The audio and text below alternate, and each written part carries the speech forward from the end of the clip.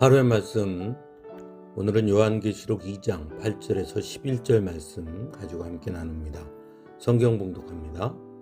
서머나 교회의 심부름꾼에게 이렇게 써보내라. 처음이며 마지막이요 죽으셨다가 살아나신 분이 이렇게 말씀하신다.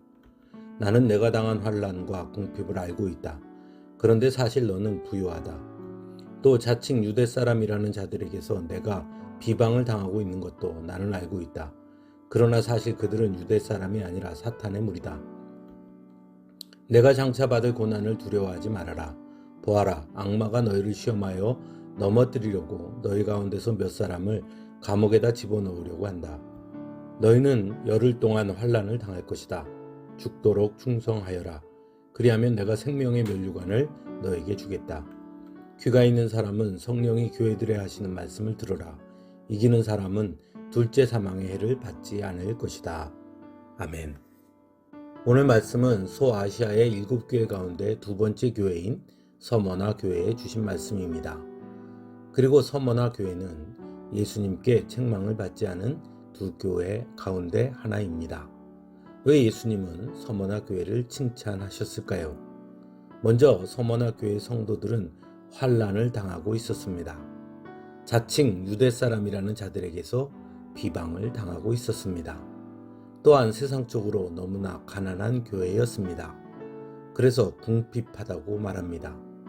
그러나 예수님은 사실 너는 부요하다라고 말씀합니다. 주님께서 부요하다라고 말씀하신 것은 물질의 부요함을 말씀한 것은 아닙니다.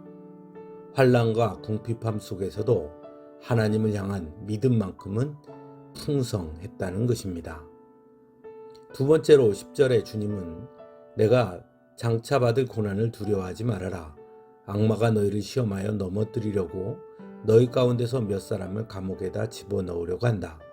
너희는 열흘 동안 환난을 당할 것이다 라고 말씀합니다. 예수님은 서머나 교회 성도들에게 고난이 없을 것이다 라고 말씀하신 것이 아니라 오히려 장차 받을 고난이 있음을 말씀합니다. 그럼에도 불구하고 두려워하지 말아라 라고 말씀합니다. 왜냐하면 그 고난 너머에 하나님의 약속인 생명의 면류관이 예비되어 있다고 말씀합니다. 이처럼 예수님께서 서머나 교회를 칭찬하신 것은 세상적으로 부유해서도 아니고 힘이 있어서도 아니었습니다. 서머나 교회 성도들의 믿음을 칭찬한 것입니다. 그들은 환난과 궁핍함이라는 현실 속에서도 흔들리지 않았다는 것입니다. 오히려 그들의 믿음은 단단했고 부요했습니다. 예수님은 바로 그것을 칭찬하신 것입니다. 믿음은 현실을 바꾸는 것이 아니라 현실을 바라보는 우리의 시선을 바꾸는 것입니다. 믿는다고 해서 현실이 하루아침에 바뀌지 않을 수 있습니다. 하지만 믿음은 눈앞에 보이는 현실 속에 함께 계시는 주님을 보게 하는 것입니다. 또한 일하시는 주님을 바라보게 합니다. 그래서 결국 현실을 이기는 것입니다.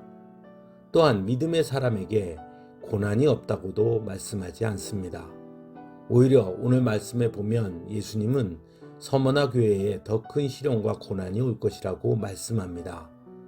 그것은 서머나 교회 성도들을 시험하려고 주신 고난이 아닙니다. 그 고난 너머에 생명의 면류관을 주시기 위함이었습니다. 하나님의 축복은 그저 믿습니다 라고 말만 한다고 거저 주어지는 것이 아닙니다. 믿음으로 살아갈 때에 주어지는 것입니다. 그리고 믿음으로 산다는 것은 곧 삶에 닥친 고난 앞에서 흔들리지 않고 하나님의 약속과 소망을 바라보며 사는 것입니다.